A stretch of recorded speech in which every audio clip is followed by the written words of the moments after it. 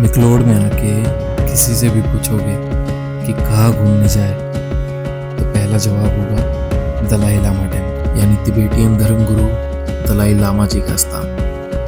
न जाने कितनी बार मैं इस टेम्पल में आया हूँ, लेकिन हर बार मुझे यहाँ की स्ट्रक्चर, ये मूर्तियाँ, ये स्क्रोल्स और ये मॉन्क्स, इन सब को देखकर एक अलग ही एनर्जी फील होती है। स्पिरिचुअल वे में कहूँ तो I feel like my life is at calm.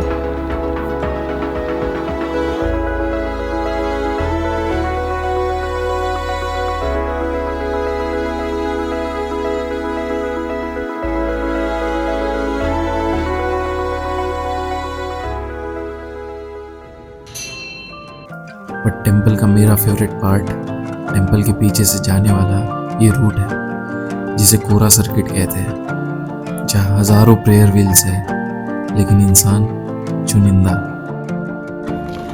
नमस्ते जी। So you get all the time for yourself.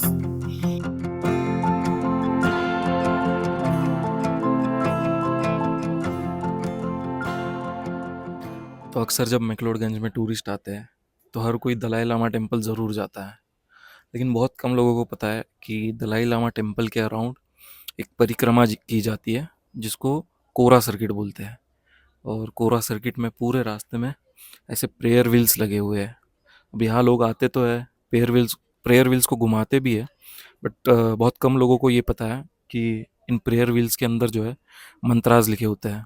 तो आप जब इन प्रेयर व्हील्स को घुमाते हो तो ऐसा माना जाता है कि आप एक मंत्रा को चैंट कर रहे हो। तिबेटियन कल्चर में एक्चुअली मंत्रास का बहुत ज़्यादा इंपॉर्टेंस है। जैसे आप इन फ्लैग्स को अगर देखोगे तो इन फ्लैग्स पे भी कुछ मंत्रास लिखे हुए हैं, और इनकी ऐसी मान्यता है कि जब हवा से ये फ्लैग्स वेव करते हैं तो हवा के थ्रू ये मंत्रास आप तक पहुंचता है, और जब इनमें से ये मंत्रास फेड हो जाते हैं तो इनका पर्पस पूरा हो चुका होता है और ये एक अच्छे ऑडियंस तक ये मंत्रास पहुंच चुके होते हैं। तो अगली बार अगर आना तो इस जानकारी को ज़रूर साथ में रखना।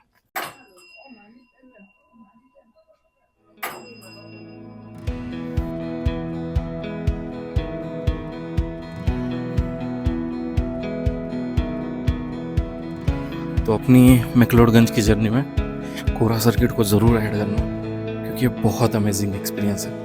या तो सुबह सुबह बहुत जल्दी आ जाना, या फिर शाम के समय 4 साढ़े 4 बजे के आसपास आना। वो 2 टाइम बहुत बढ़िया होते हैं। और जब आप यहाँ पे आते हो ना तो एक चीज़ ज़रूर ऑब्जर्व करना कि तिबेटियन लोग आपको हमेशा मंत्रास को चैंट करते हुए देखेंगे। उनके हाथ में हर समय एक माला होती है। तो इन सब चीज़ों को ऑब्जर्व करो, तभी आपको घूमने का मज़ा आएगा, इस कल्चर के बारे में सीखोगे। और लोग बहुत फ्री है, आप फ्रीली जाके किसी से भी बात कर सकते हो, कुछ भी पूछ सकते हो, बट उनकी प्राइवेसी को भी रिस्पेक्ट करना। चलो आपको दिखाते हैं अगला पॉइंट।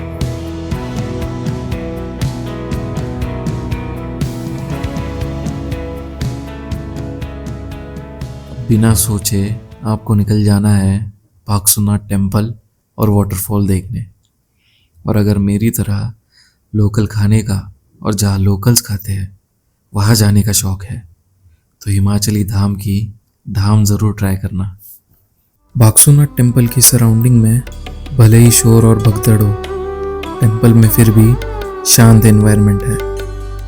इस मंदिर की लोकल्स में और गोरखा कम्युनिटी में काफ़ी मान्यता है, और आज का स्ट्रक्चर 19वीं सेंचुरी में गोरखा राइफल्स द्वारा ही बनाया गया था। अब इसी मंदिर से शुरू होती है बागसू वाटरफॉल की तरफ 1 किलोमीटर की हाइक।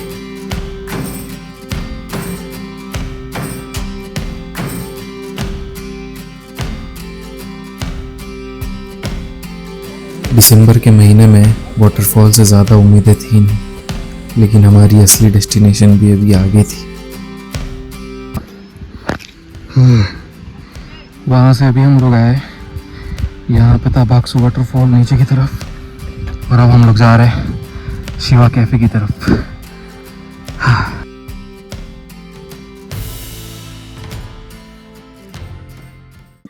तो इतनी सारी चढ़ाई करने के बाद हम फाइनली आ गए शिवा कैफे। टाइम तो लगता है, लेकिन ऊपर बहुत अच्छा माहौल है। इस वक्त तो भीड़ नहीं है, लेकिन जब यहाँ पे भीड़ होती है पीक सीजन में भी, तब भी यहाँ की वाइब बहुत अच्छी होती है। और ऐसे भी यहाँ की वाइब बहुत अच्छी है आपको चिल करने के लिए, रिलैक्स करने के लिए, और यहाँ का खाना भी बहुत अच्छा है। तो अगर मैक्लोडगंज आते हो और आपको चढ़ाई से प्रॉब्लम नहीं है तो यहाँ पे ज़रूर आना, और दोस्तों के साथ हो तो पक्का आना, क्योंकि यहाँ से वापस जाते वक्त जो सनसेट दिखेगा मैं आपको दिखाऊंगा वीडियो में, वो आप बिल्कुल भी मिस मत करो, ठीक है।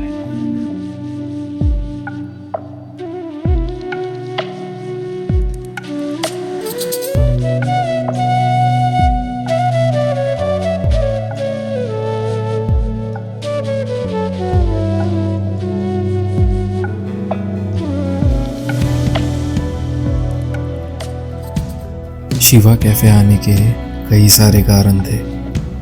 एक तो कैफ़े अच्छा, यहाँ की वाइब अच्छी और चढ़ाई के बाद का सुकून।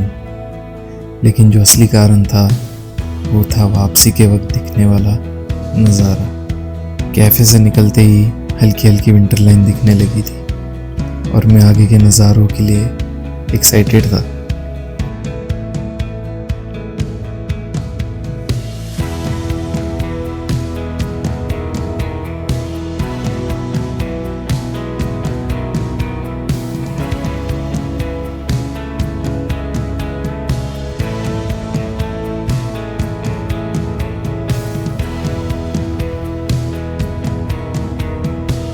ज़िंदगी में कुछ चीज़ें ऐसी होती है जिन्हें आप एक्सप्लेन नहीं, बस एक्सपीरियंस कर सकते हो। और शाम के समय की ये ट्रेन, इसकी भी कुछ ऐसी ही बात थी।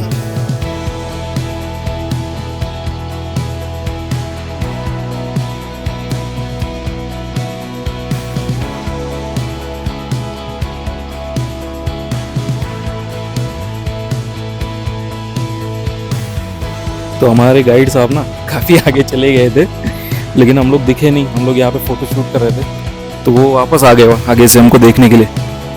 चले चलो, देखो पीछे पीछे आ रहे। अब ये पूरा रूट हमको लेके जाएंगे, उसके बाद ही छोड़ेंगे।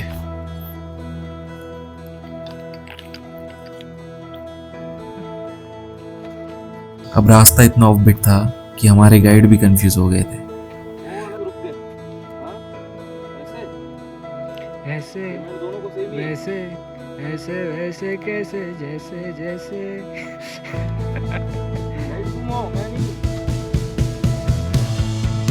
लेकिन चलते हुए चढ़ते हुए जैसे तैसे हम लोग भागसू गांव आ ही गए, और शाम का मैक्लोड जैसे भगवान की माया नगरी।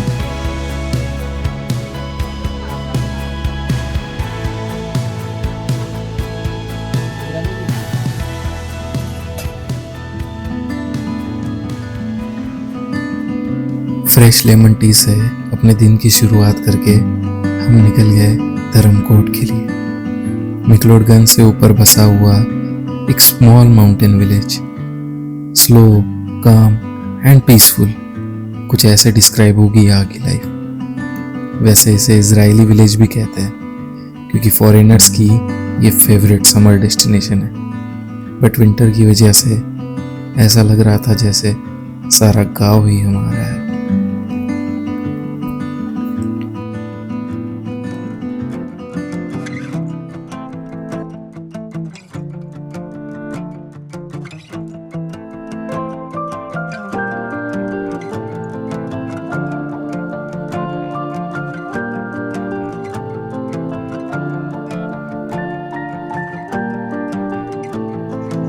धर्मकोट को एक्सप्लोर करके हम फिर निकल गए मैक्लोड की ओर, लेकिन सीधे रास्ते से नहीं, एक ट्रैवलर की तरह ऑफ बीट और खाली रास्ते से।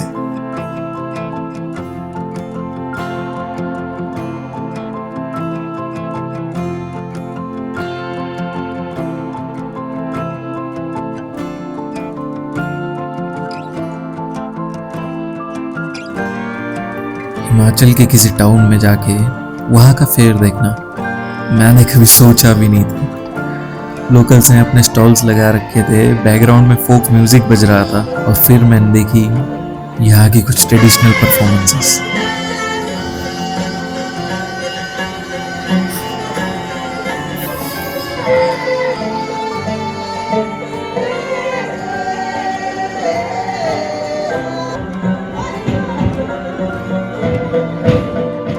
तो एक और नए दिन की शुरुआत हो गई थी और हम जा रहे थे धर्मकोट से नड्डी एक छोटा सा ट्रैक करने।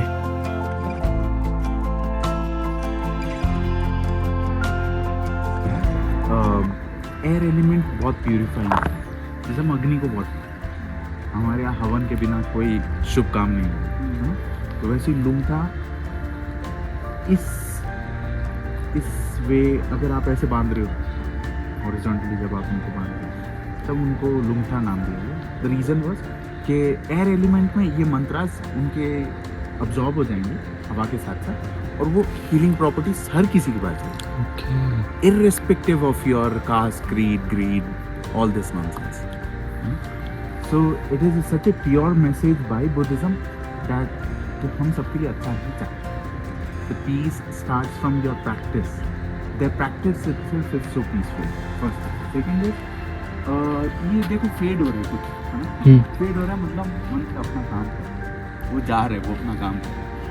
एक ये मैसेज ये भी देता है जो कि भगवतम से लिया गया कि आया है तो मिटना है। हाँ, तो there is nothing which is like permanent, it's temporary है। और ये इस फ्लैग का मैं थोड़ा और अच्छे से समझ, अब आपको कुछ फ्लैग्स ऐसे भी दिखेंगे जिनके ऊपर है ना कुछ अलग मंत्र है, वो मॉन्क्स ही बांधते हैं, जो जनरल पब्लिक बांध रही होती है वो दूसरे। कुछ आप डिफरेंशिएट बाद में कर पाओगे क्योंकि हम लैंग्वेज इतना डिस्टिंग्विश नहीं कर पा रहे, so we are not able to recognise कि कौन सा है, बट कुछ के अंदर कुछ मंत्रा से कुछ मॉन्क्स ही बांधे। इस आपने भी वो सेरेमनी देखी, उन लोगों ने जलाया, वो इसलिए जलाया क्योंकि यहाँ शुद्धिकरण है, यहाँ आए हैं किसी ने अपनी इस जगह की एनर्जी बिगाड़ी है थोड़ी सी, तो वो उसको वो चेंज कर सकते। Again they are bringing fire element in. और ग्रीन तारा जैसे हम पार्वती मानते हैं, शिव और पार्वती, वैसे इनके अंदर ग्रीन तारा भी है, पार्वती भी है ग्रीन तारा, बट नाम अलग दिया गया है, उसको मैनिफेस्टेशन के नाम से बताया गया है कि अगर वो नहीं होती तो यही नहीं होता, संसार नहीं होता। बस ऐसे समझाया इन लोगों ने बुद्धिज्म को। ये 3 से 4 घंटों का ट्रैक न जाने कितनी चीज़ें दिखा गया, बुद्धिज़्म, जंगल, जड़ी बूटी और कई सारे नज़ारे। तो बस ये था आज का व्लॉग। थैंक्स फॉर वॉचिंग, मिलते हैं अगली वीडियो में।